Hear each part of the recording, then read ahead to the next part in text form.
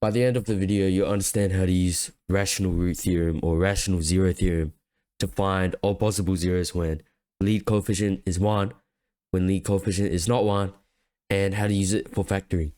First, I'll teach you a rule, and the rule is all zeros are factors of the constant. And I'll give you proof in a second.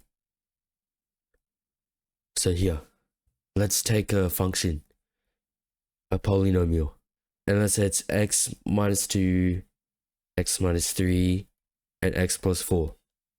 Now when you expand this, it becomes x cubed minus x squared minus 14x plus 24.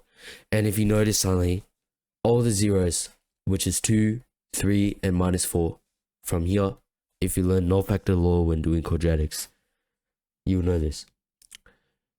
These three numbers, when you multiply them together, they add up to 24. So 2, 3, and 4 are all factors of the constant term. I'll give you an example now. So take this function. Px equals x3 minus 3x plus 2. Now how do you find all possible zeros for this? All possible zeros have to be a factor of 2, which is a constant, like I just explained.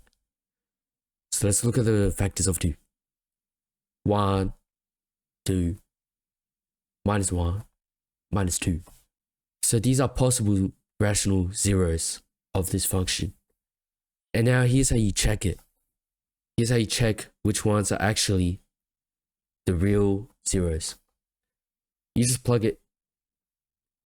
So that'll be 1 minus 3 plus 2, negative 1 plus 3 plus 2, 8 minus 6 plus 2, negative 8 plus 6 plus 2. Once you solve them, you find out that negative 2 and positive 1 are the actual zeros. So if you forgot what zeros means, on a graph, at the points 1 and negative 2, the graph would hit 0, which is the x-axis. Now how would you use it to factor something? And how would you use it when the leading coefficient is not 1, it's more than 1? For example, px equals 2x3 plus x2 minus 13x plus 6 is a long polynomial.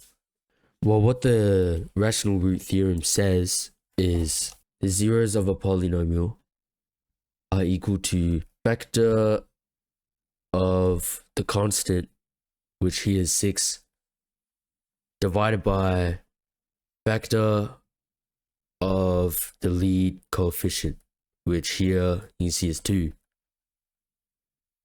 So this is equal to factor of 6 and factor of 2.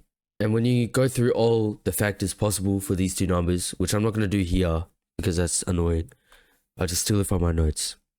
When you go through it all, you get these numbers: plus or minus 1, plus or minus 2, plus or minus 3, plus or minus 6, plus or minus 1, 2, plus or minus 3 over 2.